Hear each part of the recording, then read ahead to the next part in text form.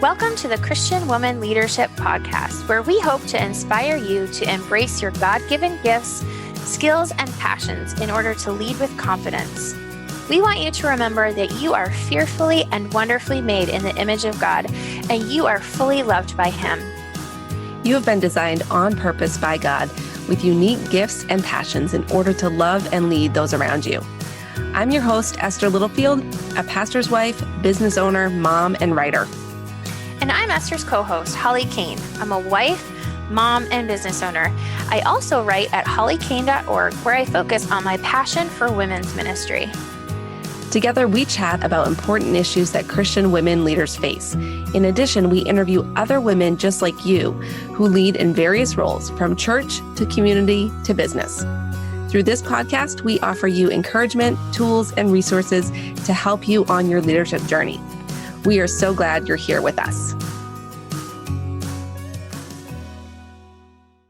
Hey friend, welcome to episode 195 of the Christian Woman Leadership Podcast. I am your host, Esther Littlefield, and I am here with you today solo to bring you an episode talking about what confident leaders look like. And we're going to kind of revisit the topic of leading with confidence. So I'm really excited to dive in. Before we do that, I want to just mention, if you have not listened to the last episode 194 with Joel Muddamalle, I highly recommend that you take time in the next couple weeks to take a listen to that.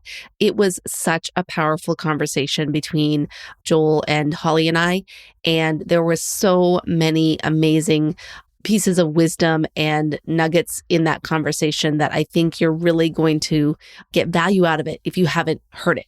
So that's just my encouragement to make sure you go and listen to that episode and don't skip it.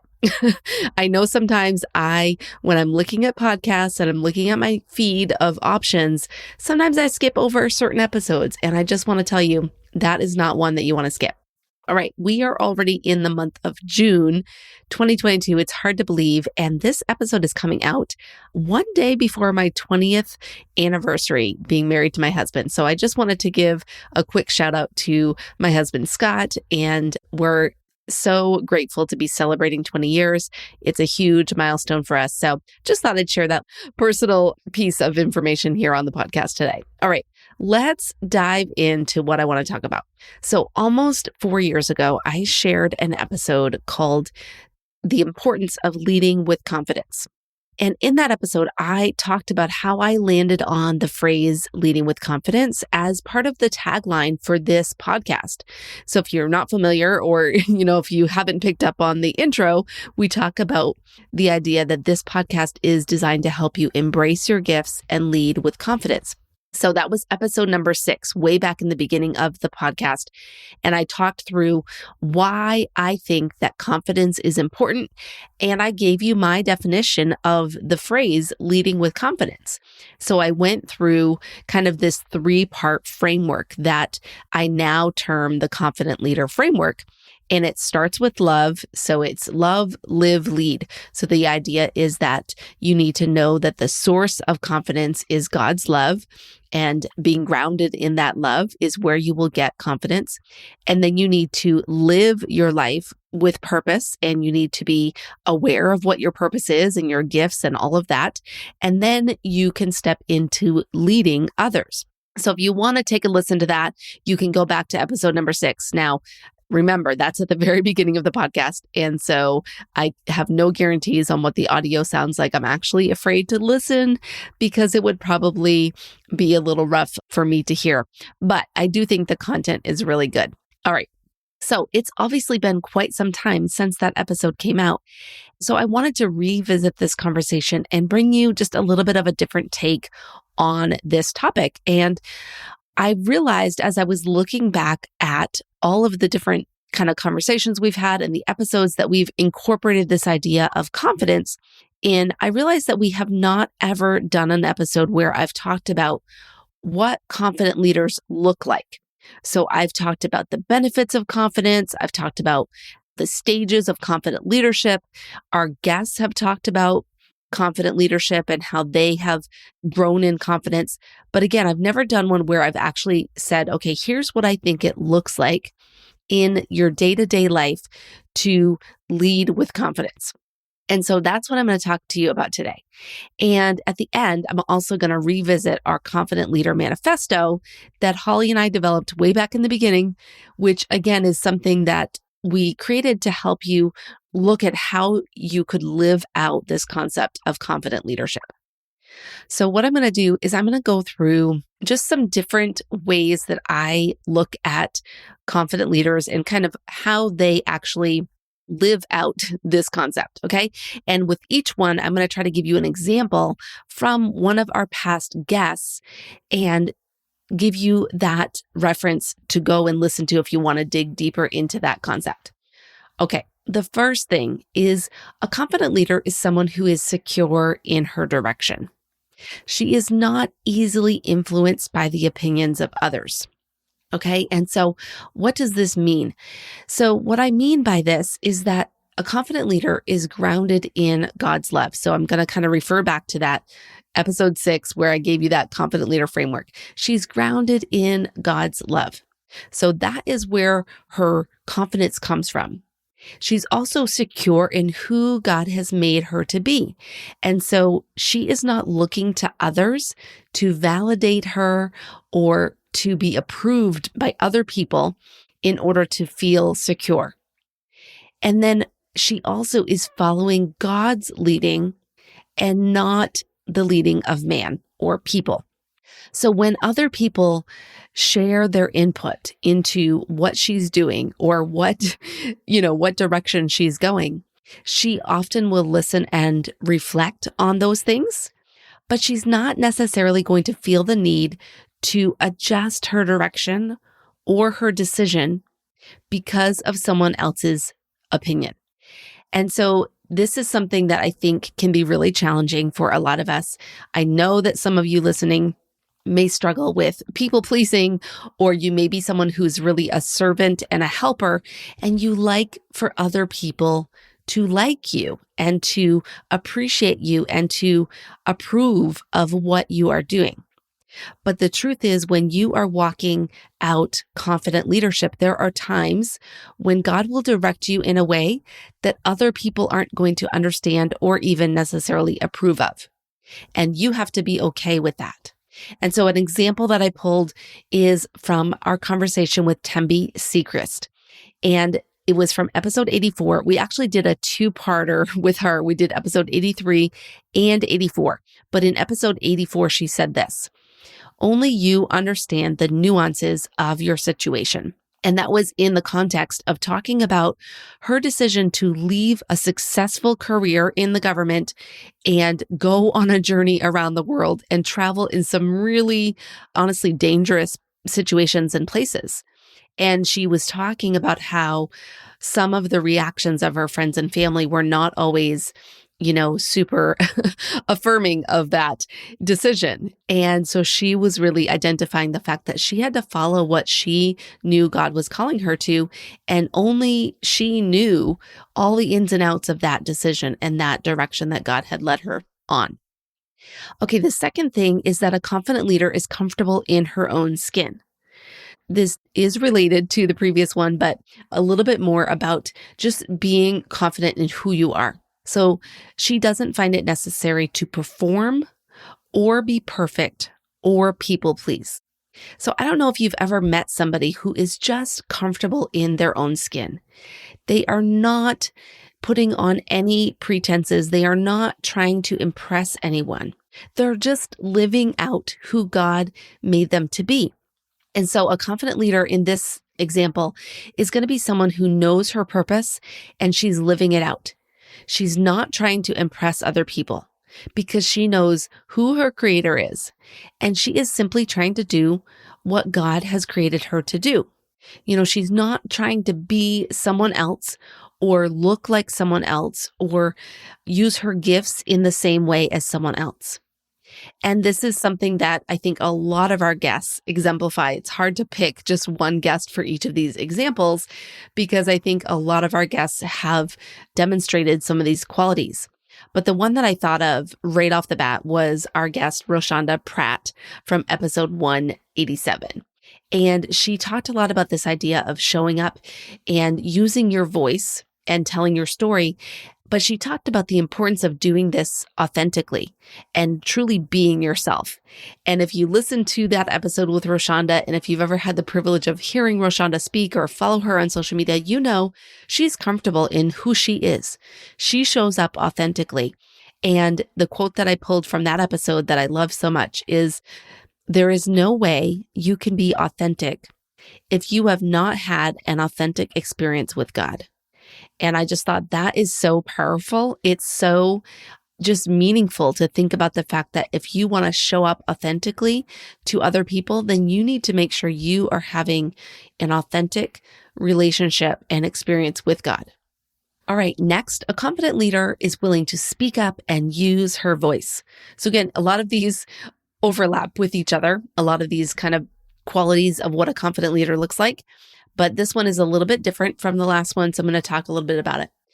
So a confident leader knows that she has value to add. She recognizes how God has gifted her, and she uses her voice to make a difference.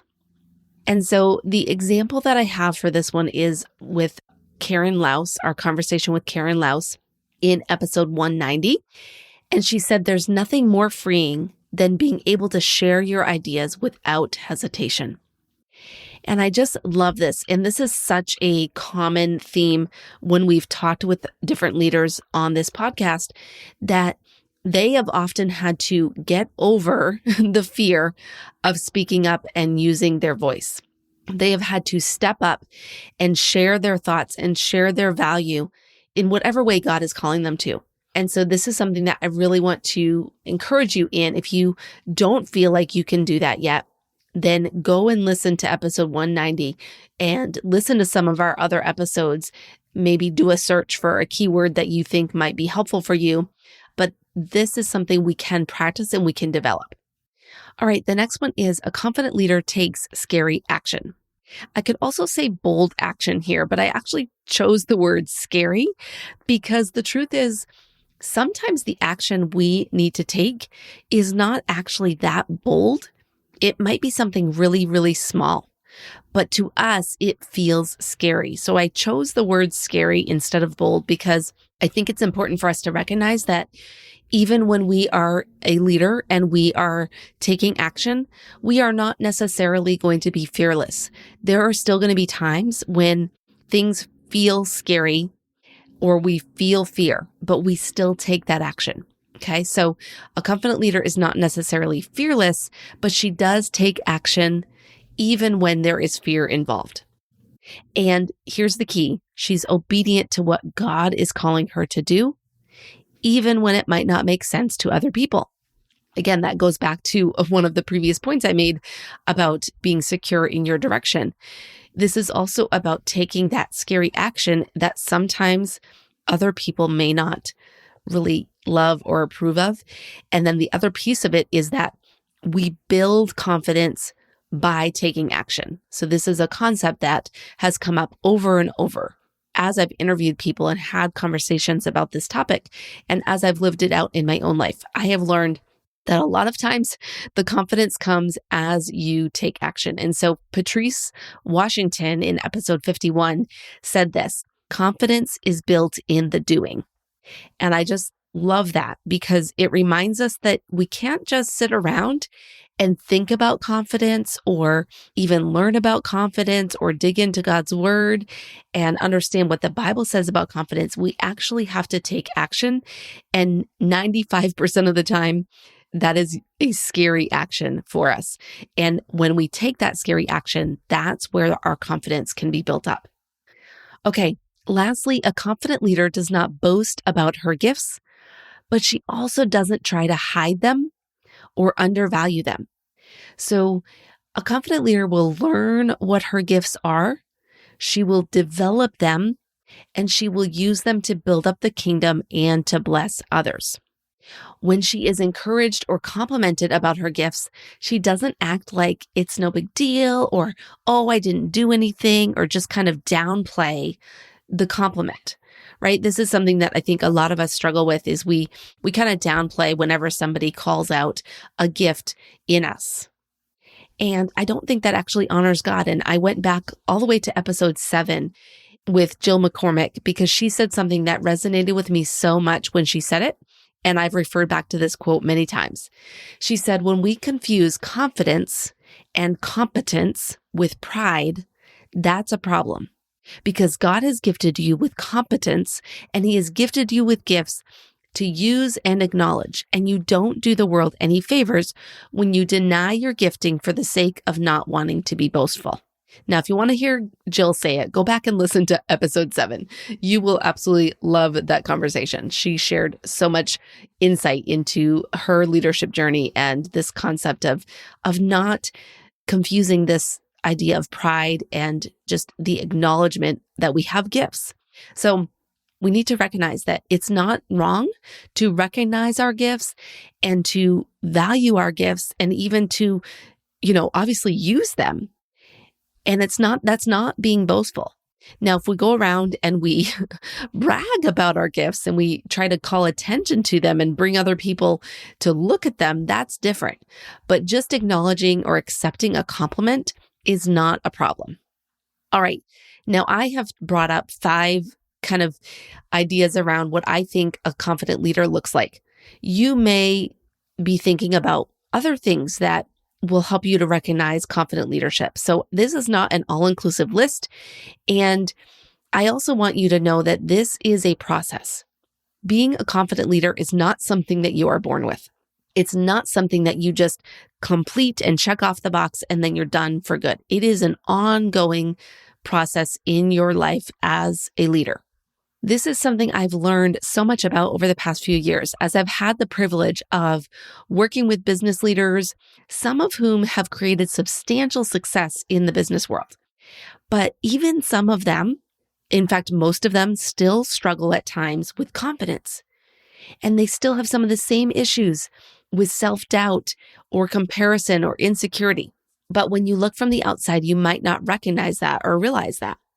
And in my own experience, I have seen that while I have been able to develop confidence and I've learned the true source of confidence, I still have those times when I deal with second guessing myself, wondering if I should speak up, and even fearing what other people might think of me or a decision I've made.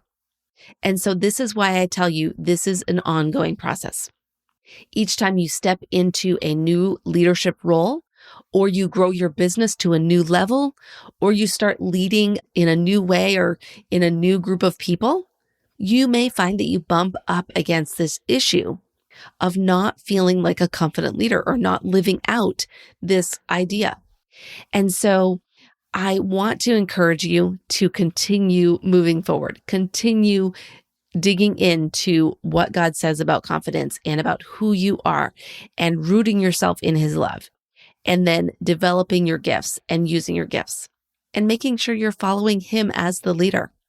All right. So as I said at the beginning of this episode, I wanted to revisit the Confident Leader Manifesto because I think it's a really good reminder of what we need to do if we want to live out this idea of confident leadership.